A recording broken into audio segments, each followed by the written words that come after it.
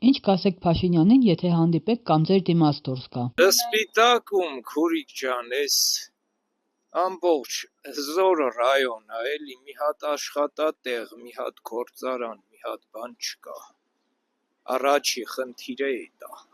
Ապահովված չեն, սոցիալապես շատ ծանր վիճակում են, թոշակառուների վիճակ, ես ինքս թոշակառու եմ, շատ աշխատել եմ, բայց այնքան էլ բարձր թոշակ չենք ստացել, չենք ստանում,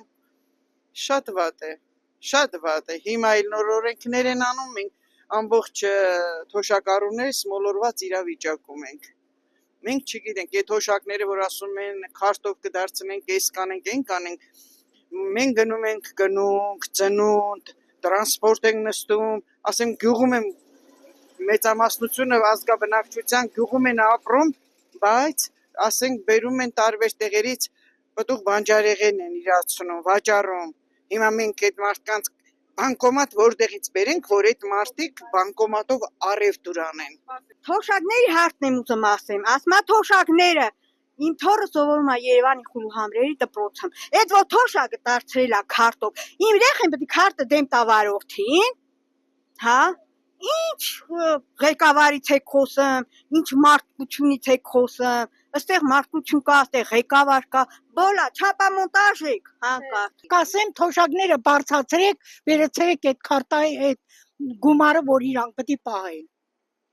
Չեն կարում գյուղի ժողովուրդ ենք սաղած, բերում են ավտոքերով կանգնում են, կարող է հաճուկ կամ ստեղան առնեմ, այդում ստեղ էլ չի լեմելի, պետք է այդամ Դանելյան կամ մեծ սուպերմարկետներ, որ կարենամ օգտվել, այդ ավելացումա ինչա չգիտեմ։ Են ատենում եք էլի սրաշկով ես ինչ ասեմ, ոչ աշխարդան կա, ոչ բան կա, սաղ ժողովորդը սոված կտորվածք է, էտա, ուրիշ ոչ մի բան չկա։ Որ իրա խոստումների մի մասը չկատարեց։ Ես այդ ցանկությունը չունեմ, ճիշտ որ ասեմ։ Ես որ հանդիպեմ, ասեմ, որ առաջի հերթին Աստծո երկյուղը լյանց մեջ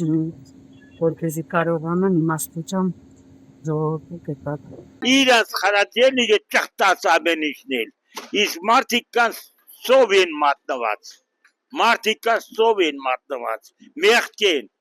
մեղք են, պատերազմի ժամանակ են ճանաչում, որ տանեն Ղարաբաղը ծախին, հողը հմել ստեղ ժողորդը բրատյակային ապրեմ, դա ճիշտ է, անասումնել են թողե, տումնել են թողե, էլար ապրուստել են թողե, եկել են ստեղ տակ սավատ են անում, որ ապրեն, դա ճիշտ է,